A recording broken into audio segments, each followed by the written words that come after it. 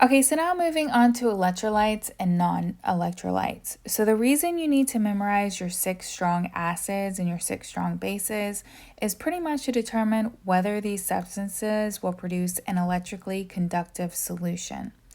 So we're going to talk about electrolytes first. So these are your soluble ionic solids and your strong acids and bases. So electrolytes are substances that dissolve in water to produce an electrically conductive solution. So our soluble ionic solids that dissolve in water are electrolytes. So for example, sodium chloride dissolves into electrolytes that are sodium and chloride. Some molecular substances, if they're covalent, dissolve in water to produce ions. So these are what we consider strong acids. And the movement of these ions is what actually conducts electricity. So when we're talking about non-electrolytes, we're talking about your molecular substances that do not ionize. So substances that dissolve in water to produce a poorly conductive solution.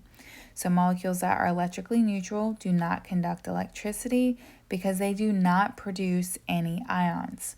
So an example of a non-electrolyte is sucrose. So strong electrolytes are electrolytes that exist almost entirely as ions when they're in solution. So for example, sodium chloride is going to ionize into sodium and chloride. And we also have our strong acids and bases. And they are strong because they're completely capable of ionizing. Weak electrolytes are electrolytes that dissolve in water to produce only a small percentage of ions.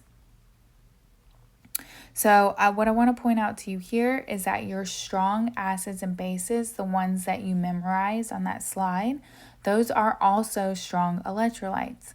If they're not a strong acid or base, then they're a weak acid or base, which means that it's a weak electrolyte.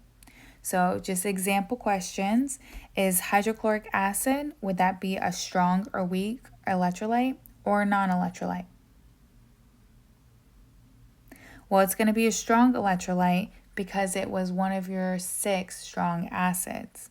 Same thing if we're